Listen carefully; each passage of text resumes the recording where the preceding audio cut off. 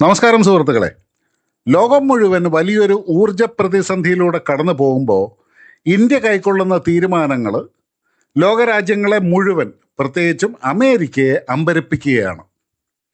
American ഉപരോധങ്ങളെ കാറ്റിൽ പറത്തി നീണ്ട 7 വർഷങ്ങൾക്ക് ശേഷം ഇറാനിൽ നിന്ന് വീണ്ടും ക്രൂഡ് ഓയിൽ വാങ്ങാനുള്ള ഇന്ത്യയുടെ തീരുമാനമാണ് ഇപ്പോൾ ലോകമെമ്പാടും ചർച്ചാ വിഷയം. എന്നാൽ ഈ വാർത്തയോടൊപ്പം നമ്മൾ കേൾക്കുന്ന ചില പാശ്ചാത്യ മാധ്യമങ്ങളുടെ നുണപ്രചാരണങ്ങളുമുണ്ട്. റഷ്യയിൽ നിന്ന് എണ്ണ വാങ്ങാൻ അമേരിക്ക ഇന്ത്യക്ക് 30 ദിവസത്തെ ഇളവ് നൽകി എന്നതാണ് അതിലൊന്ന്. ഈ വീഡിയോ മുഴുവനായിട്ട് കാണുക, കാരണം ഇത് കേവലം ഒരു എണ്ണ കച്ചവടത്തിൻ്റെ മാത്രമല്ല, നവഭാരതത്തിൻ്റെ കരുത്തിൻ്റെ കഥ കൂടിയാണ്. നിലവിലെ ലോകം വളരെ രൂക്ഷമായ ഒരു ഊർജ പ്രതിസന്ധിയാണ് നേരിടുന്നത്.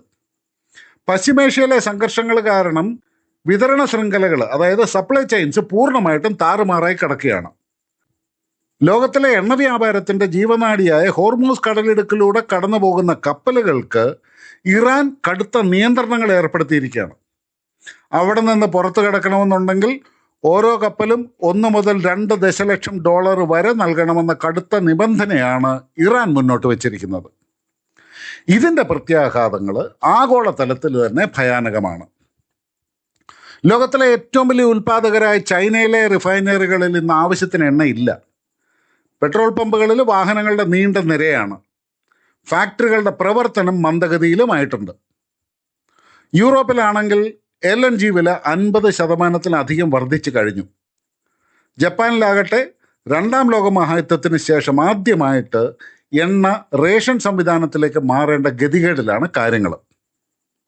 ഈ ദുരന്തമുഖത്ത് സൗദി അറേബ്യ പോലുള്ള പരമ്പരാഗത എണ്ണ ഉൽപ്പാദകർ തങ്ങളുടെ ലാഭം പരമാവധി വർദ്ധിപ്പിക്കാനാണ് ശ്രമിക്കുന്നത്. ഏഷ്യൻ രാജ്യങ്ങൾ വില കുറയ്ക്കാൻ സൗദിയോട് കേണപേക്ഷിച്ചു എന്നുണ്ടെങ്കിലും അവർ തയ്യാറായിട്ടില്ല. ദുബായ്, ഒമാൻ ക്രൂഡ് ഫ്യൂച്ചറുകളുടെ അടിസ്ഥാനത്തിലാണ് സൗദി ഇപ്പോൾ വില നിശ്ചയിക്കുന്നത്. സാധാരണഗതിയിൽ ബ്രന്റ് ക്രൂഡുമായിട്ട് $1-2 വ്യത്യാസം മാത്രം കാണിക്കാറുള്ള ഈ ഫ്യൂച്ചറുകൾ ഇപ്പോൾ ബാരലിന് $150 മുതൽ $169 വരെ റെക്കോർഡ് നിരക്കിലെത്തി നിൽക്കുകയാണ്. ഈ സ്വാർത്ഥ ലോകത്താണ് ഇന്ത്യ തങ്ങളുടെ സ്വന്തം വഴിവെട്ടുന്നത്. ഈ ഒരു വലിയ പ്രതിസന്ധി ഘട്ടത്തിലാണ് ഇറാൻ ഇന്ത്യക്ക് മുമ്പിൽ ഒരു പുതിയ വാഗ്ദാനവുമായിട്ട് വരുന്നത്. തങ്ങളുടെ പക്കൽ കെട്ടിക്കിടക്കുന്ന എണ്ണ ഇന്ത്യക്ക് നൽകാമെന്ന് ഇറാൻ സമ്മതിക്കുന്നുണ്ട്. നിലവിൽ ഏകദേശം 170 ദശലക്ഷം ബാരൽ എണ്ണയാണ് ഇറാന്റെ പക്കൽ കടലിൽ കപ്പലുകളിലായിട്ട് വിൽക്കാൻ കഴിയാതെ കെട്ടിക്കിടക്കുന്നത്. പക്ഷേ ഇതൊരു ഡിസ്കൗണ്ട് കച്ചവടമല്ല. ബ്രന്റ് ക്രൂഡ് വിലയേക്കാളും ബാരലിന് $6 മുതൽ $8 വരെ അധിക തുക നൽകണമെന്നാണ് ഇറാൻ ആവശ്യപ്പെടുന്നത്.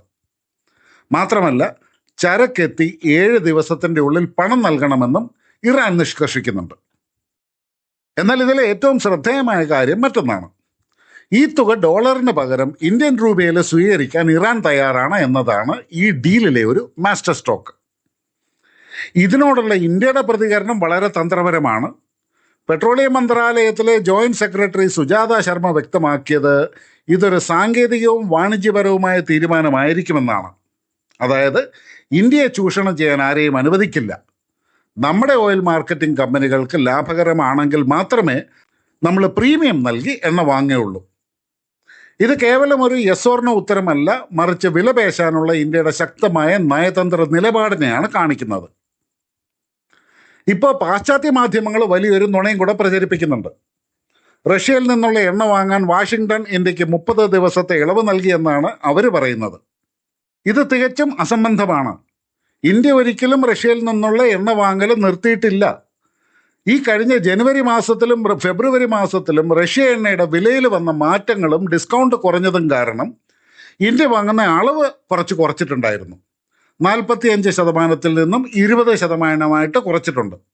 അല്ലാതെ അമേരിക്ക ഭയപ്പെടുത്തിയിട്ട് ഇന്ത്യ എണ്ണ വാങ്ങാതിരുന്നതല്ല. അപ്പോൾ പിന്നെ എന്തിനാണ് അമേരിക്ക ഇങ്ങനെ ഒരു ഇളവ് നൽകിയതായിട്ട് പ്രഖ്യാപിക്കുന്നത് എന്ന ചോദ്യം തീർച്ചയായിട്ടും വരും. ഇവിടെയാണ് ഡൊണാൾഡ് ട്രംപിൻ്റെ രാഷ്ട്രീയ ശൈലി നമ്മൾ മനസ്സിലാക്കേണ്ടത്. ലോകത്തിൽ നടക്കുന്നതെല്ലാം തൻ്റെ നിയന്ത്രണത്തിലാണെന്ന് വരുത്തി തീർക്കുക എന്നത് ട്രംപിൻ്റെ ഒരു സ്ഥിരം ശൈലിയാണ്. യാഥാർത്ഥ്യം ഇതായിരുന്നു. അമേരിക്കൻ ഉപരോധങ്ങളെ വകവെക്കാതെ ഇന്ത്യ റഷ്യൻ എണ്ണ വാങ്ങുന്നത് തുടരും എന്ന് വിദേശകാര്യമന്ത്രി എസ് ജയശങ്കർ മുഖേന ഇന്ത്യ അമേരിക്കയുടെ സ്റ്റേറ്റ് സെക്രട്ടറി മാർക്കോ റൂബിയോയെ വളരെ വ്യക്തമായിട്ട് അറിയിച്ചിട്ടുണ്ടായിരുന്നു. നമ്മുടെ ഊർജ്ജ സുരക്ഷ ഉറപ്പാക്കുന്നത് വരെ ഇന്ത്യ പിന്നോട്ടില്ല എന്ന് നാം വ്യക്തമായിട്ട് അവരോട് പറഞ്ഞിട്ടുമുണ്ട്. അമേരിക്കൻ ഭരണകൂടത്തിന് നന്നായിട്ട് അറിയാം, ഇന്ത്യ റഷ്യൻ എണ്ണ വാങ്ങുന്നത് നിർത്തിയാൽ ലോകവിപണിയിൽ എണ്ണവില ബാരലിന് $200 മുകളിൽ പോകും. ഇത് അമേരിക്കൻ സമ്പദ് വ്യവസ്ഥയെ പോലും തകർക്കും. ഇന്ത്യ വാങ്ങുന്ന റഷ്യൻ എണ്ണ ശുദ്ധീകരിച്ച് യൂറോപ്പിലേക്കാണ് ഇന്ത്യ കയറ്റി അയക്കുന്നത്. ഇതും ഒരു പരസ്യമായ രഹസ്യമാണ്. ഇതൊന്നും തടയാനായിട്ട് അമേരിക്കയ്ക്ക് കഴിയില്ല. അതിനാൽ സ്വന്തം മുഖം രക്ഷിക്കാനും ആഗോള എണ്ണവില കുറയാൻ താനാണ് കാരണമെന്ന് കാണിക്കാനും വേണ്ടിയിട്ടാണ് ട്രംപ് ഈ 30 ദിവസത്തെ ഇളവ് എന്ന നാടകം കളിക്കുന്നത്. ഇന്ത്യ റഷ്യയുടെ എണ്ണ വാങ്ങുന്നത് താൻ അനുവദിക്കുന്നു എന്ന് വരുത്തി തീർക്കാനുള്ള ഒരു വില കുറഞ്ഞ ട്രംപിന്റെ തന്ത്രം മാത്രമാണിതെന്നുള്ളത് എല്ലാവർക്കും അറിയുകയും ചെയ്യാം.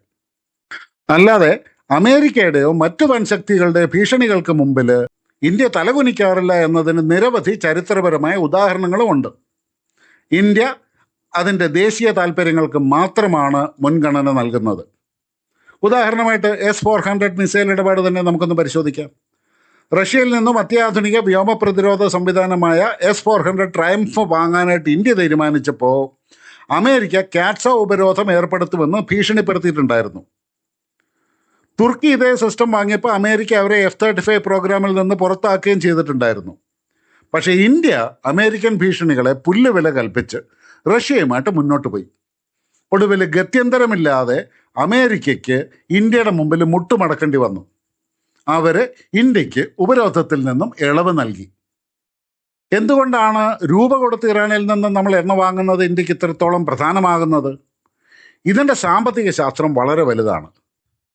ഒരു ചെറിയ കണക്ക് നമുക്കൊന്ന് കൂട്ടി നോക്കാം. പ്രതിദിനം 5 ലക്ഷം ബാരൽ എണ്ണ ഇറാനിൽ നിന്ന് രൂപ കൊടുത്ത് നമ്മൾ വാങ്ങുകയാണെന്നുണ്ടെങ്കിൽ ഒരു ദിവസം ഏകദേശം $50 ദശലക്ഷം ഔട്ട്ഫ്ലോ നമുക്ക് തടയാനായിട്ട് സാധിക്കും. അതായത് ഒരു മാസം $1.5 ബില്യൺ, ഒരു വർഷം ഏകദേശം 18 മുതൽ 20 ബില്യൺ നമ്മുടെ രാജ്യത്ത് തന്നെ നിലനിൽക്കും. നമ്മുടെ വിദേശ നാണ്യശേഖരം സംരക്ഷിക്കാനായിട്ട് ഇതിലും മികച്ചൊരു വഴി നമുക്ക് വേറെയില്ല. ഇത് കൂടാതെ ഇറാനിയൻ അക്കൗണ്ടുകളിൽ എത്തുന്ന ഈ ഇന്ത്യൻ രൂപ അവരെന്ത് ചെയ്യും? ആ രൂപ ഉപയോഗിച്ച് അവർ ഇന്ത്യൻ ഉൽപ്പന്നങ്ങൾ വാങ്ങാനായിട്ട് നിർബന്ധിതരാകും. ഇത് നമ്മുടെ ഫാർമസ്യൂട്ടിക്കൽസ്, ടെക്സ്റ്റൈൽസ്, കാർഷിക മേഖലകളിലെ കയറ്റുമതി ഇതെല്ലാം കുത്തനെ ഉയർത്തും. അവർക്ക് മറ്റു രാജ്യങ്ങളിൽ പോയി ഡോളർ കൊടുത്ത സാധനങ്ങൾ വാങ്ങാൻ കഴിയില്ല. ചുരുക്കത്തിൽ രൂപയുടെ മൂല്യത്തകർച്ച ഒരു പരിധിവരെ തടയാനും ഒപ്പം നമ്മുടെ ഉൽപ്പന്നങ്ങൾക്ക് സ്ഥിരമായ ഒരു വലിയ വിപണി കണ്ടെത്താനും ഇതിലൂടെ ഇന്ത്യക്ക് സാധിക്കും. ഡോളറിൻ്റെ ആധിപത്യം തകർക്കുന്ന ഡീഡോളറൈസേഷൻ എന്ന പ്രക്രിയ ഇന്ത്യ പ്രായോഗികമായി ബാരൽ ബൈ ബാരലായിട്ട് നടപ്പിലാക്കുകയാണ് സത്യത്തിൽ ചെയ്യുന്നത്. ഇന്ത്യയുടെ നീക്കങ്ങൾ വെറും സാമ്പത്തികം മാത്രമല്ല, മറിച്ച് ലോകരാജ്യങ്ങൾക്ക് മുമ്പിലുള്ള ഇന്ത്യയുടെ ശക്തി പ്രകടനം കൂടിയാണ്. പ്രതിസന്ധികളെ ഇന്ത്യ എങ്ങനെ അവസരങ്ങളാക്കി മാറ്റുന്നു എന്ന് നോക്കുക. റഷ്യയിൽ നിന്നും കുറഞ്ഞ വിലയ്ക്ക് ഇന്ത്യ എണ്ണ വാങ്ങുന്നു. ഒപ്പം അമേരിക്കയുമായിട്ട് ഒരു പുതിയ വ്യാപാര കരാറിലും ഏർപ്പെടുന്നു.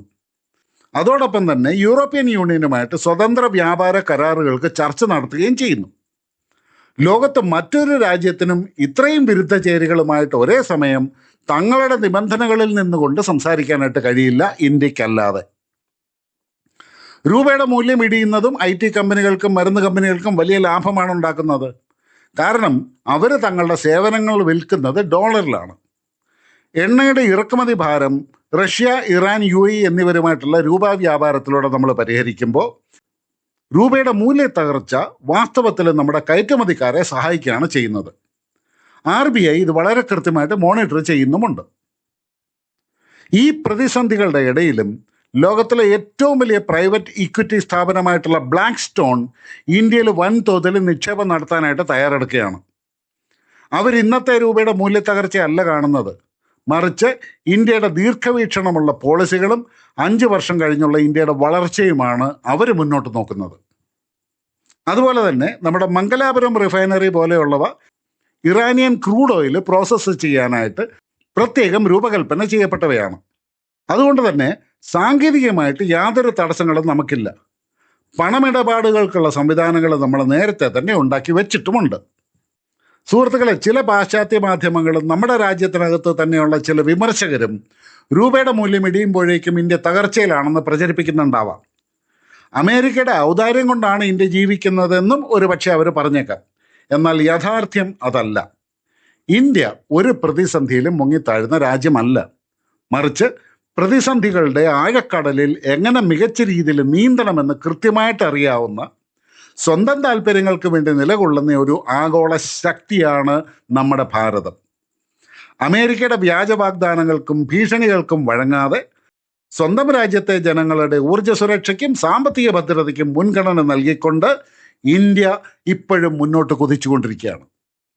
റഷ്യയുടെ മേലുള്ള അമേരിക്കൻ ഉപരോധത്തെ തകർത്തത് ഇന്ത്യയാണെന്നുണ്ടെങ്കിൽ ഇപ്പോൾ ഇറാന്റെ എണ്ണ വാങ്ങുന്നതിലൂടെ ആഗോള സാമ്പത്തിക ക്രമത്തിൽ ഡോളറിന്റെ കുത്തക അവസാനിപ്പിക്കാനും ഇന്ത്യൻ രൂപയെ ഒരു അന്താരാഷ്ട്ര കറൻസിയെ വളർത്താനുമുള്ള വലിയൊരു ചുവടുവെപ്പാണ് ഇന്ത്യ നടത്തുന്നത്. ട്രംപോ ബൈഡനോ മറ്റേതെങ്കിലും ശക്തികളോ അല്ല ഇന്ത്യയുടെ വിദേശ നയം തീരുമാനിക്കുന്നത്. അത് തീരുമാനിക്കുന്നത് ന്യൂഡൽഹിയാണ്. ഇത് ഭാരതത്തിൻ്റെ കരുത്താണ്.